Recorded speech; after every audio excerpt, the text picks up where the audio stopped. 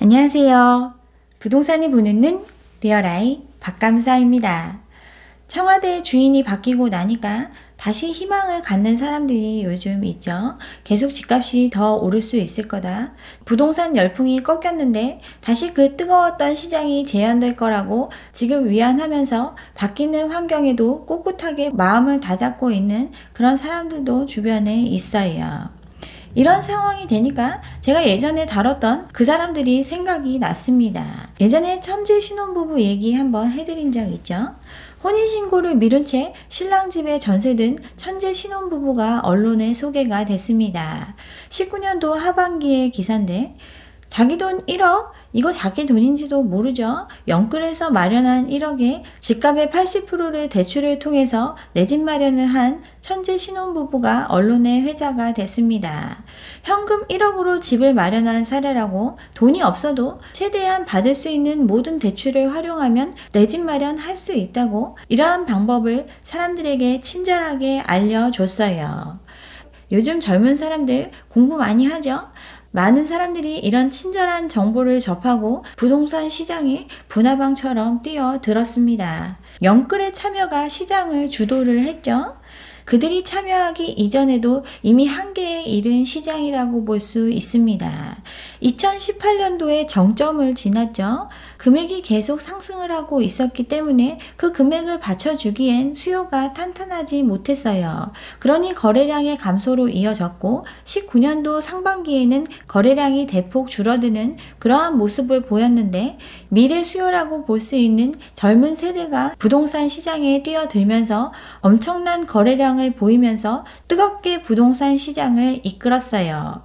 현재 수요에서는 살 수 없는 금액에서 미래 수요가 더 비싼 값에 사주면서 거래량으로 이어졌고 그들의 수요가 끝나고 나니까 이제 다시 거래량은 더 낮은 수준으로 떨어지고 있습니다. 전국보다 서울은 좀 더 비싸죠. 절대적인 금액이 높은 서울의 경우에는 17년도에 정점을 찍고 거래량이 먼저 떨어지는 모습을 보이고 있었어요. 근데 서울도 영끌이 참여하는 미래 수요가 주도한 시장에서 다시 20년에 거래량이 대폭 증가를 했다가 비슷한 모습으로 떨어지고 있습니다. 월별로 보면 제가 19년 4월부터 유튜브를 시작을 했는데 이때 좀 판단을 했었죠. 거래량이 이렇게까지 떨어지고 있는 상황, 더 이상 여력이 없다고 생각을 했고 시장 상황에 비추어 봤을 때는 이제 가격이 떨어질 거다. 저는 이렇게 판단을 했었는데 분상제 이슈, 임대차 3법 이슈 이런 걸 타고 엄청난 미래 수요가 들어오면서 거래량의 폭등으로 이어지고 가격도 올라갔어요. 19년 하반기에 폭발한 거래량, 코로나 때문에 잠시 주춤을 하다가 외곽의 싼 지역이라도 사야 된다는 온갖 펌프질에 현혹돼서 마지막 끝물까지 다 짜내고 나서야 이제 시장은 가라앉기 시작을 했습니다. 작년부터 거래 절벽 얘기는 계속 나왔죠. 거래량이 살아나지를 못하고 계속해서 떨어지다가 올해 들어서는 서울 기준으로 1000건이 되냐 마냐 이런 얘기하고 있습니다. 미래 수요라고 말씀을 드리는 이유, 부동산 워낙 고가의 상품이기 때문에 일정 부분 자본을 축적하는 시간이 필요하다고 말씀드렸죠. 그 기간을 거쳐야 진정한 수요로 거듭날 수 있기 때문에 미래 수요라고 얘기를 했는데 그거 남의 돈 빌려서 하면 된다. 이렇게 쉬운 마음으로 시장에 들어온 사람들이 워낙 많이 있었어요. 영끌이 주도한 시장이라는 거 통계를 통해서도 나오고 있죠. 작년 서울 아파트 거래 영끌 2030이 10건 중에 4건을 사들였습니다.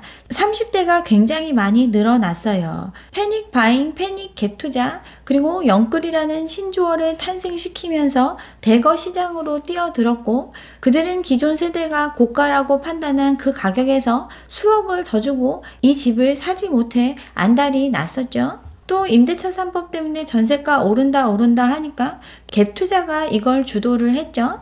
서울 거래 43%가 갭 투자인데 그중 절반이 이제 깡통 전세 위험에 처해 있습니다. 영끌이라는 거, 지금 소득에서 감당할 수 있는 최대의 빚을 끌어낸 사람들을 표현하는 말인데, 여기에 전세금이라는 사금융까지 더해서 집을 산 사람들이 시장을 주도했습니다. 원래도 가계부채 문제 심각하다고 제가 말씀드렸죠. 근데 그 정도가 영끌, 패닉바잉, 패닉 갭 투자로 훨씬 더 심각해졌어요. 예전에 잃어버린 7, 8년이면 될 게 잃어버린 2, 30년이 될 정도로 단기간에 엄청난 부채를 일으켰습니다. 제가 계속 경고를 했는데 올랐지 않냐고 하면서 빚 내는 거 두려워하지 마라, 이런 얘기들 종교처럼 믿으면서 집을 샀죠. 그렇게 빚을 만들었고 그 빚의 늪에 많은 사람들이 빠져 있습니다. GDP보다 2.2배 역대급 가계부채를 지고 있는 게 현재의 상황이죠. 가계부채가 처분 가능 소득의 거의 2배 가까이 됩니다. 빚이 소득보다 2배나 많은 상황이에요. 가계부채 같은 경우 제가 1300, 1400조 정도부터 얘기를 했었는데 지금 1860조가 넘었죠. 그것도 작년 말 기준인데 가계부채 규모만 GDP 대비해서 100% 수준을 상회하고 있어요. 가계부채, 통계에 잡히는 가계부채만 있는 게 아니기 때문에 더 심각한 문제라고 알고 계시죠?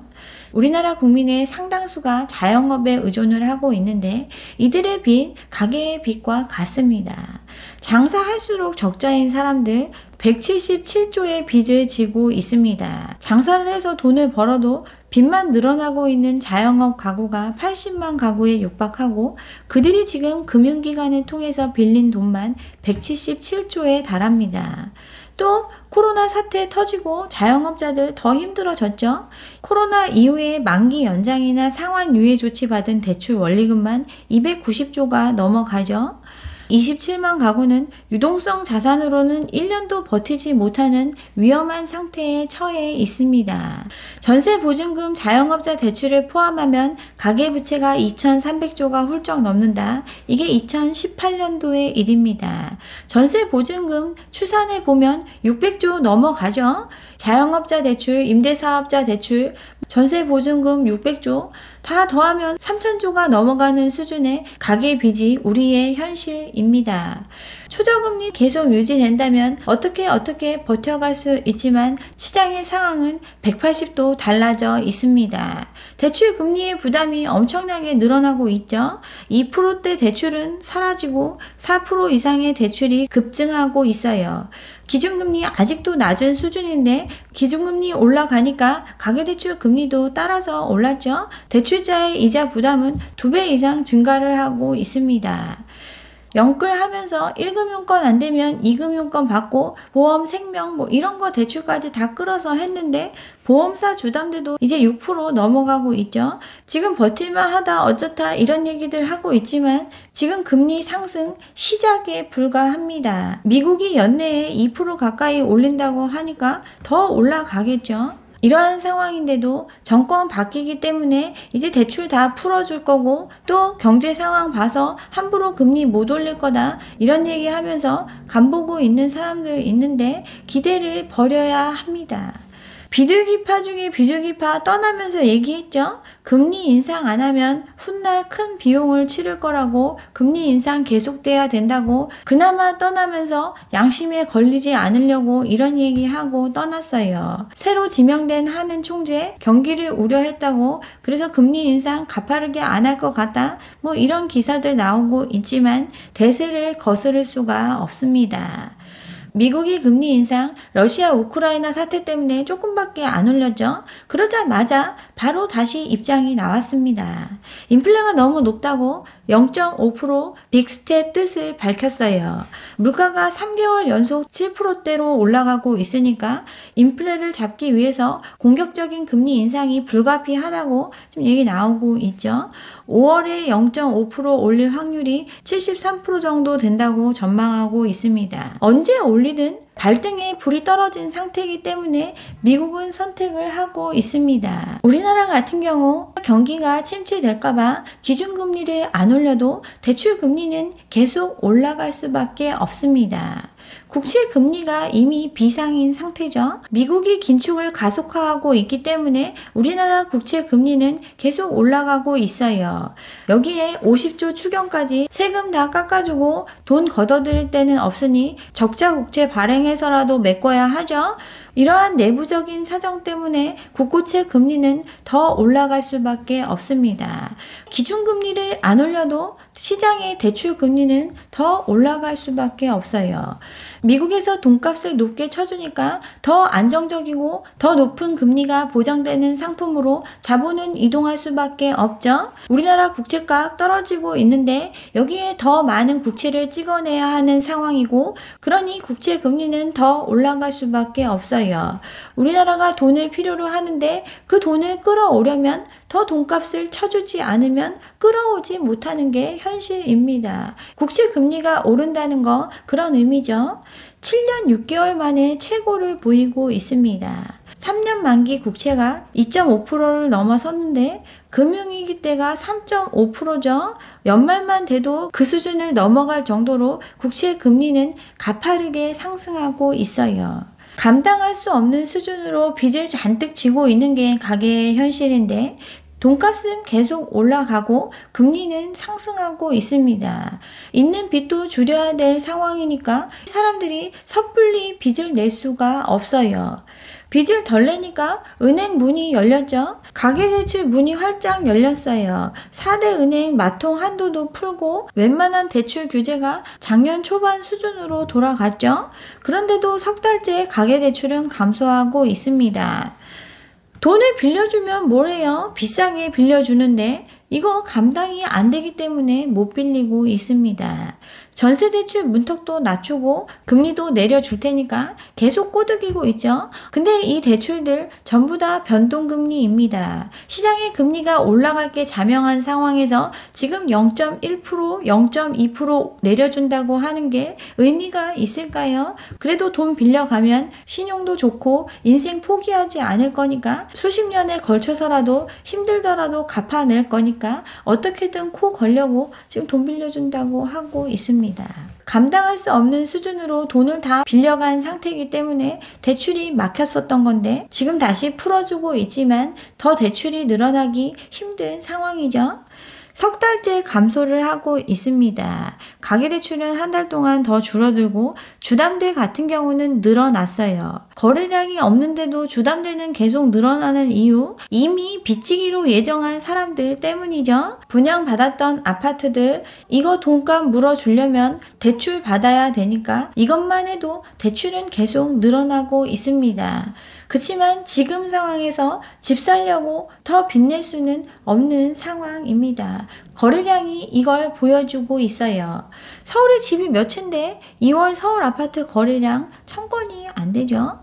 대선이 끝나면 부동산이 활력을 찾을 거라고 계속 펌프질 해댔고 지금도 재건축 때문에 오르고 매수 심리가 살아났다, 이런 기사를 계속 내보내고는 있지만 실제 거래량은 늘어나지 않고 있습니다. 당연한 거죠. 매도인과 매수인이 생각하는 집값의 차이가 너무나 크죠. 그러니 안 팔립니다. 영끌에서 산 사람들, 현재 수요가 판단해서 고점이라고 여겼던 시장에서 거기서 또 2배 오른 가격에 산 사람들입니다. 그들이 팔려고 생각하는 가격을 시장에서는 받아줄 수가 없어요. 금리가 올라가는 환경에서 집을 살 수 있으려면 자기 자본이 충실한 사람만이 살 수 있는데 그들은 그 가격에 사주지를 않습니다. 이러니 거래는 이어질 수가 없어요. 가격이 떨어져도 거래가 살지 않는 이유, 아직 떨어진 게 아니기 때문이죠. 더 떨어져야 거래량은 다시 살아날 수 있는데 그걸 인정하는 데까지 좀 시간이 걸릴 수밖에 없습니다. 2030이 몰렸던 노도강 하락단지가 속출하고 있다고 하죠. 근데 거래가 안 돼요. 반년 만에 2억이 뚝 떨어졌는데 거래 절벽이죠. 그 가격에도 안 사는 게 현실입니다. 서울 아파트 매매 80%가 급감을 했는데 노도강 지역이 더 심하다, 이렇게 나오고 있죠. 그들의 판단이 틀리지 않았다면 몇 억씩 떨어지면 매수세가 붙어줘야 되는데 안 되고 있습니다. 노도강 같은 경우 30년 이상 된 아파트가 엄청나게 많죠. 재건축 기대감에 매물을 걷어들이고 있고 이번 기회를 놓치면 안 된다고 지금 재건축 추진하겠다고 막 이런 얘기들 하고 있는데 그 가격에 거래가 살아나지 않죠. 장기적으로 매수세 전망 이 말 참 의미심장한데 가격이 조정될 만큼 조정이 돼야 그때 돼야 매수가 가능합니다. 몇 배 가격이 올랐다고 하면서 지금도 늦지 않았다는 말에 영끌해서 또 전세가 최대한 땡겨 받아가지고 집 자기 명의로 갖고 있지만 굉장히 불안하고 고통스러운 시간을 견뎌내야 합니다. 지방 같은 경우는 이미 깡통 전세 현상이 심화되고 있죠. 지방도 뭐 1, 2천만 원 갭만 있으면 살 수 있다고 또 전세 끼고 하면은 버틸 수 있다고 했는데 전세금 토해내 줘야 되는 상황이 왔습니다. 아파트 값이 폭락하고 있는 대구 같은 경우 역전세 난 심각해지고 있죠. 대구시에서 대책 마련에 나섰지만 무슨 수로 대책을 마련하겠어요. 실제 시장에서 받쳐줄 수 있는 가격이 아닌 수준으로 분양을 하고 거기에 피를 붙여서 팔겠다고 지금 집들을 끌어안은 건데 이게 지금 현실적인 공포로 나타나고 있어요. 임대차 3법 도입으로 전세난 노래를 해서 또 이 패닉 바잉에 동참하게 만들었는데 전세가 안 나가는 게 현실이죠. 대선 이후에 신규 전세 거래도 꿈틀거린다 이런 얘기하면서 다시 전세값 오를 것 같다고 뭐 펌프질을 하는데 급전세만 계약이 되고 있습니다. 시세보다 1억에서 2억은 낮게 내놔야 간신히 거래가 돼요. 한 달 비어있던 전셋집이 나가는데 이거 어디 시골 깡촌이 아니고 목동에 있는 아파트입니다. 전세난 안 온다고 얘기했던 이유 너무나 많은 아파트가 공급이 됐고 그 집의 주인이 실제로 거기에 들어갈 돈이 있는 사람들이 아니기 때문에 전세는 계속 공급될 거고 그래서 전세난으로 이어지기 힘들다 이런 얘기들을 했는데 북일에도 지금 나타나고 있죠. 대규모 입주가 시작이 됐습니다. 그들 분양가만큼 치를 돈 전세금 받아야 치를 수 있죠. 그래서 전세를 내놓고 있는데 채워지지 않고 있습니다. 호반섬이 1,400가구가 집들이를 했는데 매물이 쏟아져 나오고 있죠. 전월세 매물이 절반이 쌓여 있습니다. 우미 등 연말까지 또 1,800가구가 입주할 예정이죠. 이렇게 계속 물량은 들어오고 이 분양가에 분양받은 사람들 그 분양가를 치를 돈도 전세금으로 떼워야 합니다. 천재 신혼부부라고 칭했던 사람들 결국 통상적이고 일반적인 수준의 빚을 진 사람들이 아니라 편법적인 방법을 통해 감당할 수 있는 수준에서 훨씬 벗어난 만큼 빚을 진 사람들입니다. 불인이들 오른다는 말에 이러한 방법을 선택을 했고 그래서 기성세대가 두세 배 높게 부르는 가격에도 이걸 싸다고 좋다고 샀어요. 그렇게 부채의 늪에 빠져 버렸습니다. 지금도 분양 엄청나게 많이 하죠. 시장의 제1 매도인이라고 할 수 있는 건설사들 이 장기간의 호황을 타고 배불렸고 지금 남아있는 물량도 털어내려고 하고 있어요. 또 여러 채 갖고 있는 제2 매도인들 같은 경우도 그들이 말하는 것보다 몇 억 낮춰서 팔고 지금 떠나고 있습니다. 마지막 남은 천재 신혼 부부는 과연 부채의 늪에서 그들은 다 빠져나가고 있는데 과연 빠져나올 수 있을까요? 대선이 끝나고 영끌들 큰일 났다 이런 얘기들 막 들리고 있는 상황인데 그래도 오를 거다 희망을 포기하지 말자 하면서 더 늪속으로 빠지고 있는 건 아닐까 생각해 보셨으면 좋겠습니다. 네, 여기까지 오늘 준비한 내용이고요. 오늘 제 영상이 좋았다면 좋아요와 구독 잊지 마시고 다음 영상도 함께 해주시기 바랍니다. 감사합니다.